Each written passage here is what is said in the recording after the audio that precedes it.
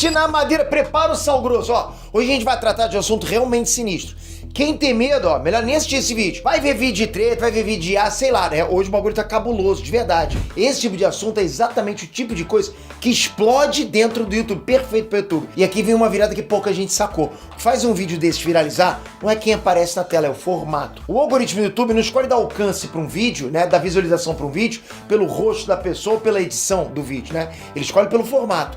Existem 7 formatos que o YouTube distribui pesado. Por quê? Porque prendem a atenção sozinhos, sem ninguém aparecer. São exatamente os formatos que eu uso nos meus mais 40 canais. E eu fiz o seguinte, juntei todos num guia, passo a passo, com os vídeos reais que viralizaram lá. E já tem gente mandando feedback dizendo que tá vendo o resultado com menos de 30 dias, galera. O valor cheio é R$197, ok? Mas só nesse link que tá aqui embaixo, tá sendo por R$14. Você vai ter acesso a tudo que a gente usa dos nossos mais 40 canais por R$14. É justamente para você ter resultado, para tu espalhar que funcionou. Bom, Charles Moss Duke Jr. foi tripulante da missão Apollo 16.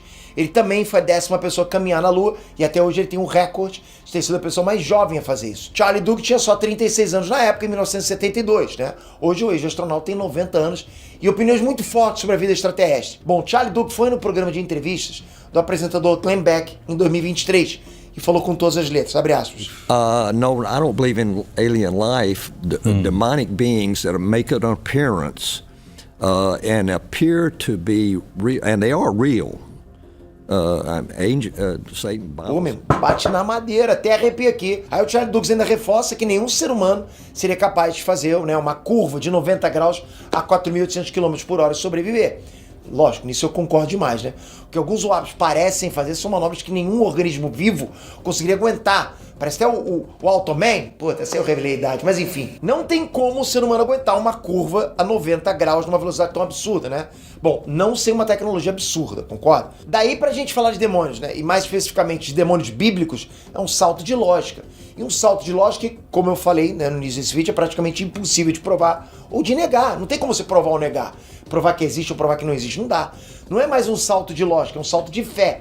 Só que a chamada hipótese demoníaca dos OVNIs não nasceu com o J.D. Vance nem com o Charlie Duke.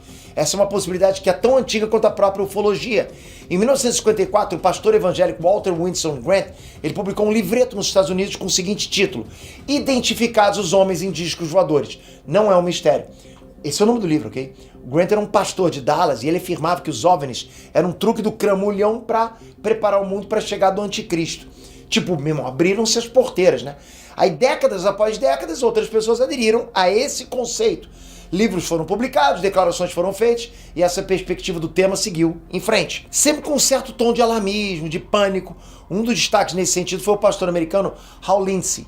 Desde os anos 70 ele publicou livros afirmando que o fim do mundo estava próximo, né? Ele publica bastante esse tipo de livro. Um desses livros se chamava Anos 80, Contagem Regressiva para o Apocalipse. Olha o estilo do livro que o cara faz, né? Tipo, era um livro lotado de profecias. Uma dessas profecias dizia o seguinte: acredito que esses demônios encenarão o pouso de uma nave espacial na Terra. Eles alegarão ser de uma cultura avançada de outra galáxia. Podem até afirmar ter plantado a vida humana neste planeta e dizer que retornaram para verificar o nosso progresso. Ah, Pedro é um doido qualquer que ninguém conhece. Não era. Hal Lindsey foi simplesmente o autor do livro de não ficção mais vendido de toda a década de 1970, segundo o New York Times. O livro Grande Planeta Terra Está Morrendo vendeu mais de 35 milhões de exemplares, ou seja, galera, a gente está falando aqui de um sujeito que já foi um dos autores mais lidos da história recente dos Estados Unidos. O cara, ele é uma influência dos livros, concorda? E cara, aí você vê que profecia apocalíptica vende em qualquer época, mas foi justamente no livro Anos 80, Contagem Regressiva para o Apocalipse, que o cara enfiou o pé na jaca com força. No mesmo livro que ele acusou os ETs de serem demônios, o Lindsey errou feio, errou rude. Nesse livro ele também previu que a Terceira Guerra Mundial começaria depois que a União Soviética invadisse o Irã para controlar o fornecimento de petróleo. Bom, eu acho que o senhor Lindsey pode ter trocado as bolas sobre geopolítica, né? Só dizendo. Ok, mas qual seria a posição da ciência sobre essa interpretação? Dá pra avaliar a hipótese demoníaca dos OVNIs sem ofender ninguém? É muito complicado, né? Nesse sentido, talvez fosse mais seguro colocar visões religiosas diferentes para refutar esse argumento. Lá atrás a gente teve um ministro presbiteriano, o Barry Downing, indo no caminho oposto. Só que também é possível conciliar o fenômeno dos OVNIs e o pensamento religioso, cada um na sua caixinha, entende?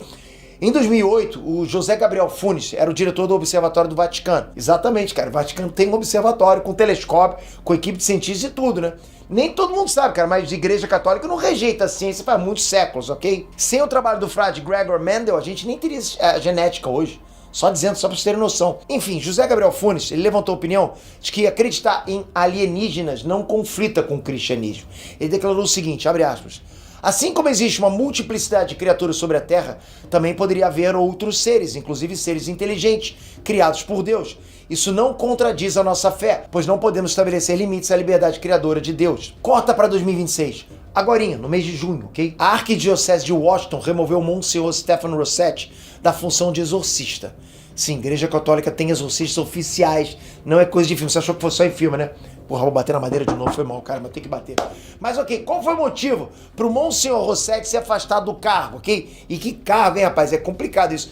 Bom, Rossetti tinha afirmado publicamente que existiria uma conexão entre o crescimento de avistamentos de UAPs e atividades demoníacas. Então, pra você entender, um exorcista, um cara que deveria manjar, né, do coisa ruim lá, do Mephisto, perde o cargo porque o chefe dele, alguém que deveria manjar ainda mais dos cânones da igreja, não concorda com essa ligação entre demônios e extraterrestres.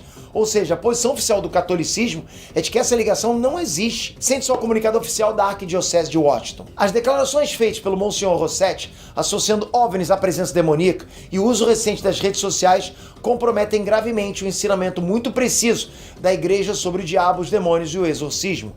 Mas e aí, onde que você fica nesse debate? ETs são formas de vida alienígena? São disfarces dos sete pés? Ou, na verdade, nem existe esse lance de ET? Comenta aqui embaixo.